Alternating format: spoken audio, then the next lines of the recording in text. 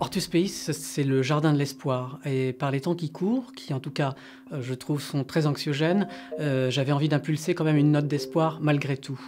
Et donc il s'agit aussi de générosité, mais aussi de parcimonie.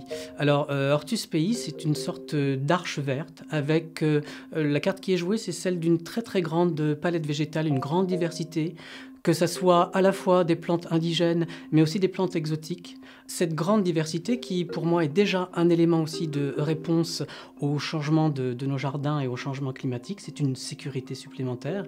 Et ce jardin est aussi inspiré d'un jardin que j'ai créé en milieu hostile, dans le centre-ville de Nantes. Un jardin totalement hors sol et en pot, sur des toits en bitume et en béton. Toutes les plantes qui sont là sont en pot et vont rester en pot. Dans cette optique, je parlais d'une arche végétale, mais aussi d'une sauvegarde éventuelle, s'il y avait un changement qui survenait, pour sauvegarder ces trésors botaniques que sont les végétaux, que sont les plantes.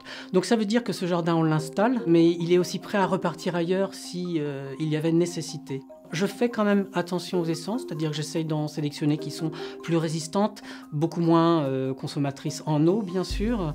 Mais après, je suis artiste plasticien. Et donc, c'est aussi, peut-être avant toute chose, une quête de beauté et éventuellement, dans le meilleur des cas, de poésie. Il y a des plantes qui seront peut-être considérées à la limite du kitsch, mais je l'assume complètement.